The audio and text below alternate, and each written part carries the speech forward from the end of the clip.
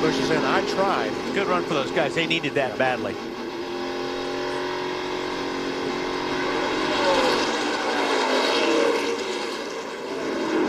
And now that the race is over, he gets congratulated by Jeff Gordon. There are some discussions that will probably take place after this race between Tony Stewart, Carl Edwards. There's going to be a trailer full after this race. Oh, did NASCAR call him over to the truck? I don't believe they did, but I'm sure there will be a discussion. And usually you get held for a penalty, there's an ensuing conversation involved. You wouldn't know about that, though, would you, BP? No. Any first-hand experience of that? You've never been in there? I'll take it back one time. I thought everybody was in there. I had. See, that's what you don't want guys to do on the victory lap. Listen, I don't run into my car right now. It's pretty darn good. Yeah, I'm taking this thing to Indy. Although maybe if I was somebody else, I would do that. That was probably not a mistake. Yeah. Chevrolet congratulates Denny Hamlin and the 11 Monte Carlo SS on another great Team Chevy victory. 25 of the last 34 NASCAR manufacturers championships and counting. Chevy, an American revolution. He's going to take an easy burnout, it looks like. Matt? Dominated here in June, dominated again in July. Mike, what's this mean to sweet Pocono? Yeah, it's for Denny's first 2 times here, it's pretty incredible. Undefeated. 2 poles, 2 wins. He really adapted to the track well. We've got a really good race car, and the team really excelled today. We didn't have the dilemma that we had in the first race to overcome. It was a pretty smooth day all in all, but hats off to this whole crew. Now, if you look at history, back in 2002, something big happened to Mike Ford in July and August. What was it? Yeah, we came to Pocono. I believe we got a pole and a win that weekend, turned around and took the same car back to Indy and won that with Bill Elliott. So, this car is going to be going in the truck next week as well. They told him on the radio, okay, you can do burnouts. Just make sure that you don't burn them down and shred them because this car is going to the brickyard. Marty? Tried twice to get Denny Hamlin, once in June, once in July. Did you use your stuff up on that last run just trying to get the 11 car? Well, we were in the same zip code this time. That's good, right? Denny Hamlin was fast, and congratulations to him. And, if he wasn't in the series, we'd have 3 in a row at Pocono.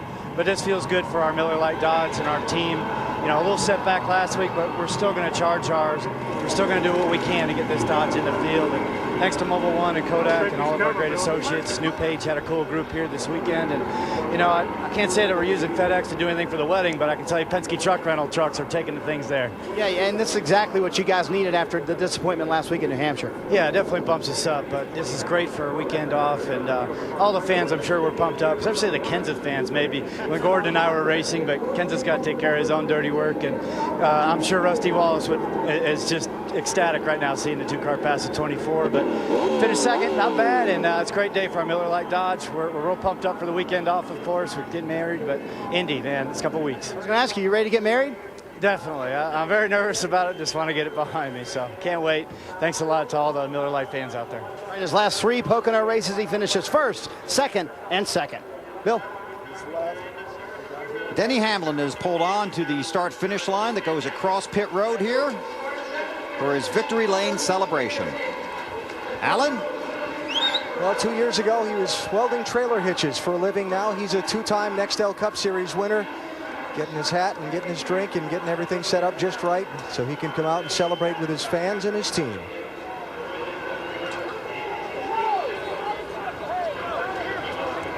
There he is.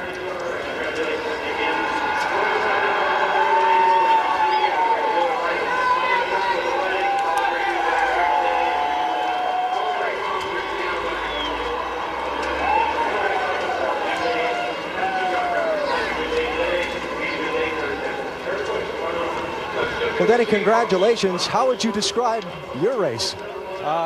Pretty uneventful for once. It was really great to come here to Pocono and do this again. And man, our car was just so strong.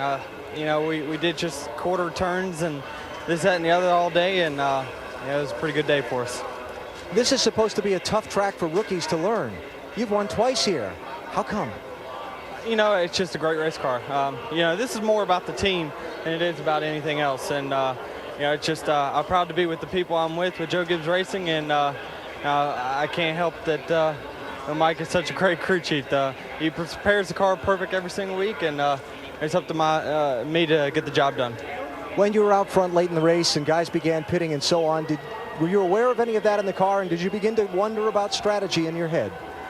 Well, yeah, our FedEx Chevy was so good that it was like no matter what we did, you know, it was 2 tires, 4 tires, no tires, that, you know, were the best car on the racetrack. You know, at times cars started to catch up to us a little bit and tune in on us, but, you know, in the long run we were good.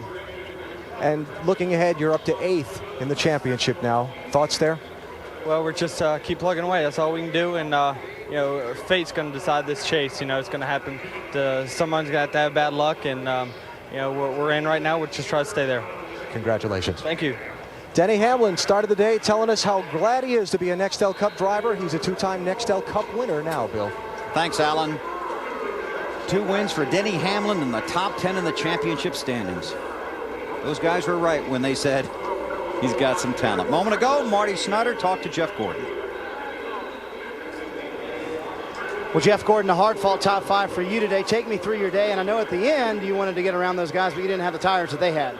Well, I think we're all pretty much on equal tires. It's just, you know, that we didn't need that last caution. We were looking really good there in second. Kurt was a little bit better than me, and I knew Denny was as well. And you know, I was happy to get up there in the second. I tried to hold Kurt off, but his car was just a little bit better than mine. We were really a third-place car for a good part of the day. And you know, Steve Letard, all the guys on DuPont Chevrolet just did a fantastic job in the pits, from the strategy, the pit stops. We had some trouble with a lug nut hanging up there early in the race, and come from behind a little bit, and to come up to third, I couldn't be happier. This is a great way to go into our off weekend and really just hit the summer with this kind of a stride right now.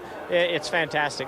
You talk about that stride. This team has really had the momentum at the right time, Jeff. Do you feel like you're not locked in the chase, but you have a better shot now? Well, and I still don't think we've reached our full potential.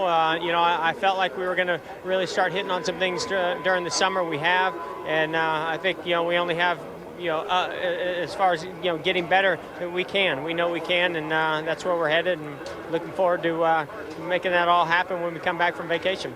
The top 5 for the 2014, they finished 3rd here at Pocono. And he heads to Indianapolis, and he knows the way to victory lane there. And he did tell me at the Indy test that he really believes the team is getting stronger, ready to go. Let's go back down to pit road.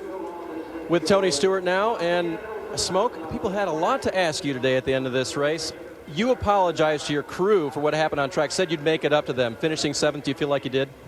Yeah, I think this was as good as we were all day. I mean, we never really got above this in track position, but awesome job with Zippy and I working together, and the guys having awesome stops all day, you know, getting us back to the front there.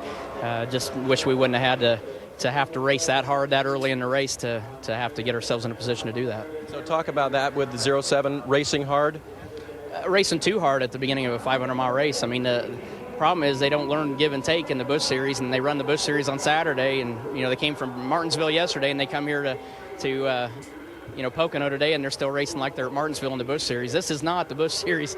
This is the Nextel Cup Series. So if they would all learn a little give and take, none of us would have been in this position. I mean, Carl ended up with a bad day because of it. The 5 car ended up with a bad day. I ended up with a bad day. So, you know, 4 cars ended up with a bad day because one guy couldn't be a little bit patient at the beginning and use a little give and take like they talk about in a driver's meeting every week. And you worked yourself, I believe, unofficially back into the top 10 now for the chase. What's the outlook? I never doubted we'd be back in the top 10. So, you know, this is just 1 week after we got out. So, you know, I'm not worried about it. Everybody else seems to be more worried about the top 10 than we are, because we know we're a top 10 team. We know if we just do what we did today and keep digging, we'll be where we need to be at the end of this. Bottom line, Tony, at the end of the day, should you have been more patient? Should I have been more patient? Yep. I don't think so. I mean, I think if the 3 car was here, I don't think we'd have as many problems in this series as we have, because he always had a way of letting the drivers know where they stood and, you know, when to be patient, when to move and when not to move. So it's not saying that everybody's got to get out of everybody's way, but when it's a 500-mile race and a guy behind you comes up behind you and is faster, you know, Mark Martin and the rest of those guys let everybody go. It's just the first year and second year drivers that can't seem to get it into their head to do a little give and take. And you are becoming one of those veterans now. I guess maybe put it on yourself to help school them. I guess interviews like this help you get the message out, right? I mean, I sat and talked with Ryan Newman last week. I mean, Ryan and I got in the wreck last week, and that cost us being in the top 10. And Ryan gets it. I mean, Kyle Busch gets it. I mean, there's only a handful of these guys that don't get it, but the problem is they're in good race cars and they run up front. They don't run up front enough to learn from the rest of the veterans, to learn how to race and how they race up front. So, we ran like that when we got up front with everybody that we're used to running up front with. We never had a problem like we normally don't have a problem. It's only when we get around the guys that we don't normally race with. Great. Thanks, Tony. Finished 7th today, guys. Matt?